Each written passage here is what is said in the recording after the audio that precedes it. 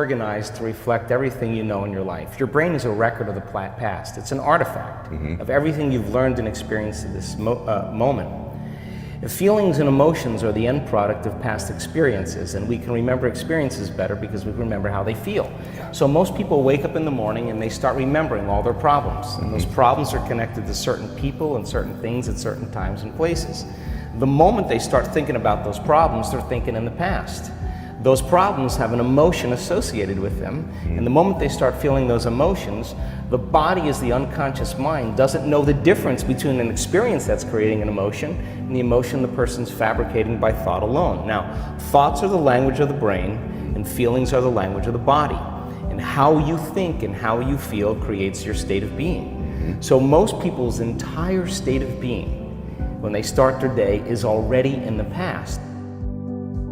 So you have a choice. The choice is, you're either defined by a vision of the future, or you're defined by the memories of the past. And when you decide to say, okay, I'm going to change, and you decide one thing: I'm not going to eat this food, I'm going to wake up earlier, I'm going to do something aerobic, I'm not going to have sugar after 6 o'clock, whatever it is, the person, whatever choice a person makes. The moment you make a choice to do something differently, and the hardest part about change is not making the same choices you did the day before, get ready, because it's going to feel uncomfortable. It's going to feel unfamiliar. There's going to be some uncertainty and unpredictability, and that's the moment the game is on. Yes. So then most people, their body has been conditioned emotionally to be the mind. So now the body says, wow, I'd rather hang on to my guilt than take a chance and possibility. I'd rather live in fear than trust in the unknown. So once the person feels uncomfortable, the body goes, whoa, wait a second, we're out of the program here, and body starts influencing the mind. That's right. So it says, start tomorrow, you'll never change, you don't have the money to do this, you're not good enough, your mother told you were this, your father's fault, it's your ex's fault, you know, all of the voices that come up. Now here's the deal, if you respond to those voices, those same thoughts as if they're true, by the way, they're always going on behind the scenes of your awareness, but now they're amplified because you're outside your comfort zone.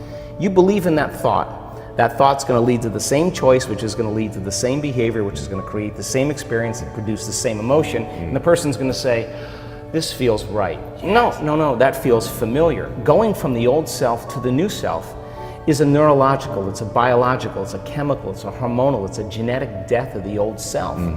And people will say to me, in that void, in that unknown, I can't predict my future. And I'll say to them, the best way to predict your future is to create it. Not from the known, but from the unknown. I love it. So close your eyes now and think about that vision.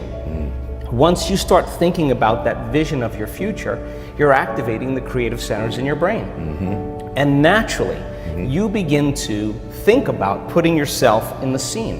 Yes. And the act of doing that, when you're truly passionate and truly present, the moment you're defined by that vision, when the thought in your mind becomes the experience, you begin to feel the emotion of the event before it's made manifest. Now, you're giving your body a sampling, a taste of the future. And now, if a thought and a feeling create a new state of being, you're combining a clear intention with an elevated emotion, and now you're beginning to change your biology, and you're seeing a whole new landscape that you could never see before, because you're no longer viewing your future through the lens of the past. I love this. Now, this requires then something really specific, because most people will wait for their wealth to feel abundance. They'll wait for their success to feel empowered. They'll wait for their new relationship to feel loved. They'll get all these things when. Yes. So think about that. The absence of getting those things causes people to live in lack their entire life. That's right. And so they're waiting for something outside of them to change how they feel inside of them. And if they're not creating a new life, then they're not applying the proper principles, then they keep all their manifestations, all their dreams at arm's length. Well, think about this. If you get up feeling gratitude, if you get up feeling empowered, if you get up feeling whole, if you get up feeling unlimited, why would you worry about whether it was going to come or not? You would feel like it already happened.